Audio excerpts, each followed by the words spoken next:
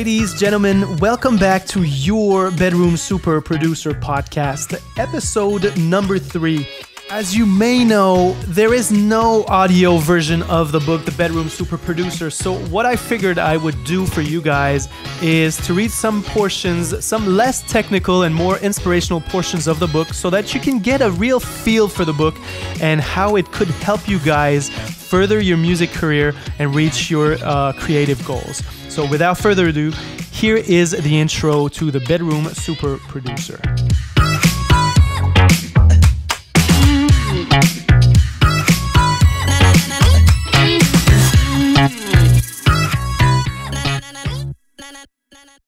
How I quit a 6-figure job at a Fortune 500 company with no hesitation whatsoever. Life has this unrelenting way of kicking you in the nuts.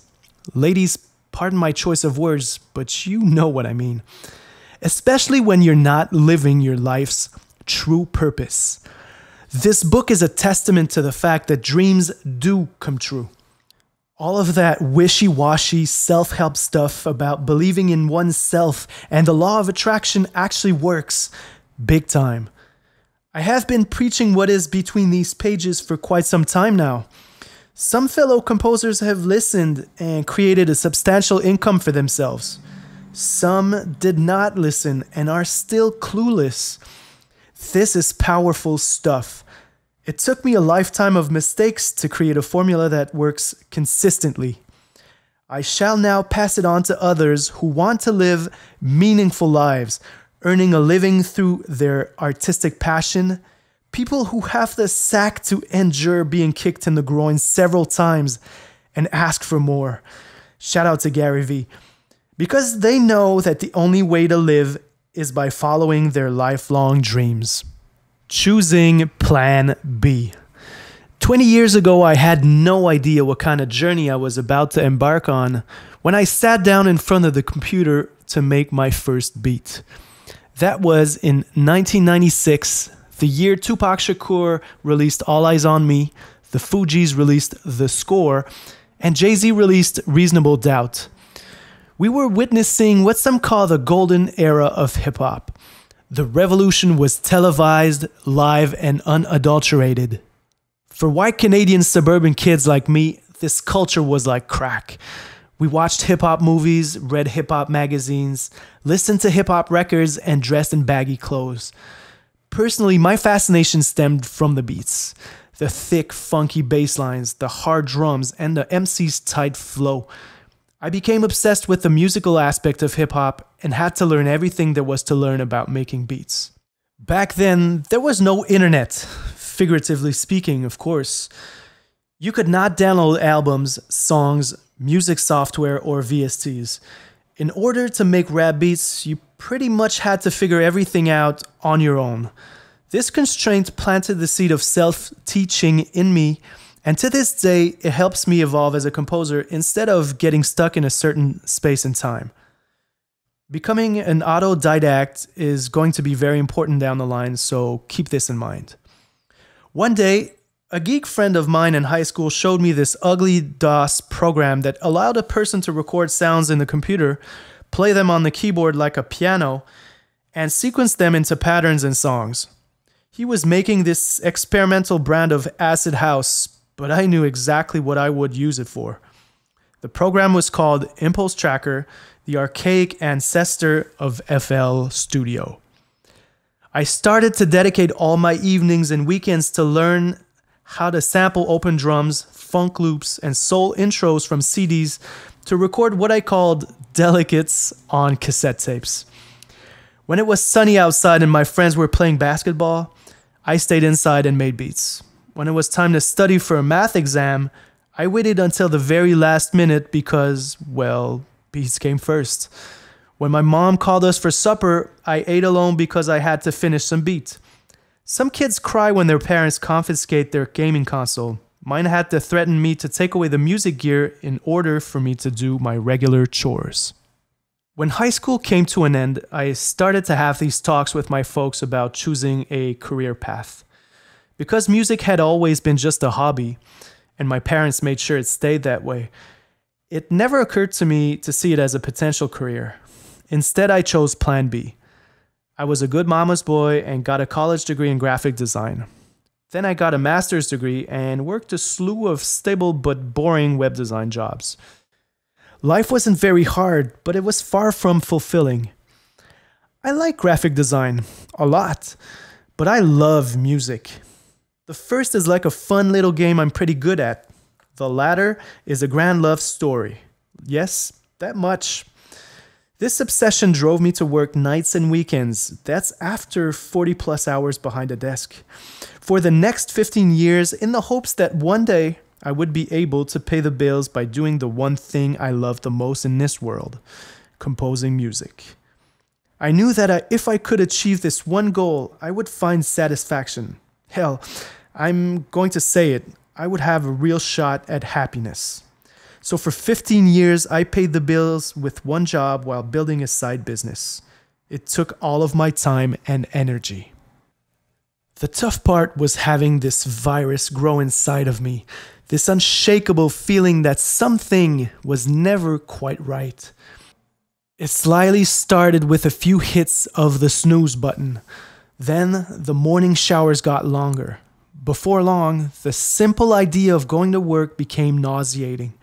I spent 8 hours a day watching the clock tick, hoping the hours were magically going to vanish so I could go back home and make music.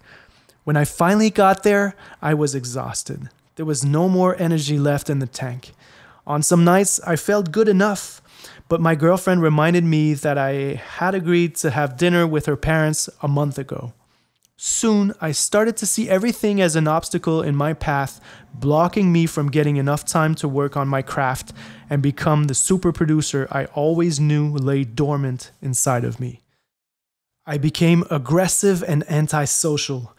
I tried to switch jobs, get pay raises, take more vacations, anything to give me a little motivation boost, but the feeling simply did not go away. This part of my life is called depression. I had to go through divorce, lose a home, see my newborn son only once every 2 weeks, and do 2 full years of psychotherapy before coming to the difficult realization that something had to change. Something had become very fucked up along the way, and I had to fix it now. This something was me. I had to change my perception of myself. A mentor of mine once said to lose the internal loser talk. I did. And like the mythical phoenix, I rose from the ashes and built myself anew. When you feel like you lost everything, you have 2 options. Drown in self-pity or go to war. I chose to take arms and fight with everything I had left. Fast forward through 2 years of binge drinking and other self-destructive patterns, and I had lost 30 pounds and felt younger than ever. I was head of the user experience department in a Fortune 500 company. I was earning a 6-figure salary, wearing fancy suits to work and driving a brand new car. And I had a beautiful new girlfriend. I had made it, or so I thought. The honeymoon rapidly faded away. In a matter of a few months, I was back to square one, hating my job and clueless about what it took to make me happy. And then it dawned on me. It wasn't about the money. It wasn't about the social status and recognition. It was about freedom. It wasn't about waiting for it to happen. It was about making it happen by all means necessary. On that fateful morning of November in 2013, I pulled the trigger. Figuratively speaking, come on now. I did myself a great favor and fired myself from the corporation. I threw away what my poor mom thought was a perfect life for me. I never looked back. Today I earn more money, work fewer hours than ever before, and feel like I am truly happy. True story. What you will learn. If you're reading this book, I assume you're a bedroom music producer and you want to take your game to the next level. You want to be part of the elite and become a bedroom super producer, or BSP for short. But JT, who are these highly secretive people you call BSPs, and what is their secret sauce? Good question. BSPs take many shapes and forms, but we have common traits. We are regular women and men. We live everywhere around the world. We usually work from home. We are very passionate about music, marketing, and business. We understand every aspect of the music licensing game. We are business-minded individuals. We monetize every hour spent in front of the computer. We design our lifestyle to attain happiness as well as business success. And finally, we live off beats. Here's the main difference. Bedroom super producers build sustainable automated incomes from their musical activities. Better yet, their methods optimize their wages to make them comparable to some of the best-known music super producers in the world without having to live with the pressure of the limelight. This book will teach you how to make this transition. Here are some of the steps you will learn to make this happen. How to change your mental state to make the crucial leap from artist to creative entrepreneur. How to find sales partners who will do all the dirty work for you. Marketing, driving traffic, programming, and so on. How to craft a musical product that sells. How to maximize your productivity and efficiency to work at an hourly rate that rivals those of your favorite super producers. How to drive even more traffic to your songs by mastering marketing copy and keyword strategies. How to monetize every second you spent in front of your equipment, creating sounds, melodies, and production tools. How to create habits that sustain lifelong creativity. What you will not learn.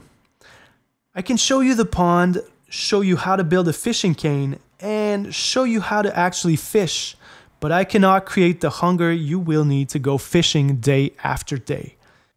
Only your life experience will build the mental trigger that you need in order to have the courage, dedication, and incredible resilience to walk the way of the bedroom super producer. Darwin's Law. Only the strong survive. Trust me when I say this. What you will learn in this book takes hard work. Repeat after me. Hard work. Just like you, I have been looking for shortcuts and get-rich-quick schemes. There are none, as far as I know. What a cliche. On the flip side, what I offer here is a sound business model that will create a steady stream of automated income. Creating products that can be sold online to generate an automated stream of income is the future. The richest people in the world will all tell you the same thing. It takes multiple streams of, ideally, automated income to achieve true financial freedom. I humbly offer you one method to build a stream that is in line with your passion for music. Oh, you're still there. Are you ready to work hard, relentlessly? Are you humble and patient enough to listen and learn? Good, let's go to work. But before I lay before you the major keys to success, you will have to pledge allegiance to the secret order of the bedroom super producers by repeating out loud the following 10 commandments. Our secret oath. Commandment number 1, I shall be patient. Commandment number 2, I shall not dwell in self-doubt. Commandment number 3, I shall work on my craft every day, notwithstanding inspiration. Commandment number 4, I shall always find ways to improve my sound, technique, and musical knowledge. Commandment number 5, I shall improve in all areas of my life, as my creativity is but a reflection of my inner well-being. Commandment number 6, I shall find mentorship. Commandment number 7, I shall find partnership. Commandment number 8, I shall not covet my neighbor's achievements. Remember what JC said about jealousy. Commandment number 9, I shall never give up. And finally, commandment number 10, I shall seek to make insane bangers every step of the way. Welcome, sisters and brothers. You are now members of a very elite secret society. Not respecting the oath you have just taken could have dire consequences on your life, and your life only. Do not waste the precious gift bestowed upon you, your limitless talent and creativity. All right, guys, thank you for sticking out with me until the end of episode number 3. This was the intro to my book, The Bedroom Super Producer. If you have any questions, I would be really glad that you got in contact with me. Good spots to do that are Facebook, my delicatebeats.com fan page, or Instagram. I have a bunch of Instagrams, either Delicate Beats or the page for the book, The Bedroom Super Producer. Follow me on there. Share the podcast on social media, and on this note, have a great day producing bangers and making money off of your music.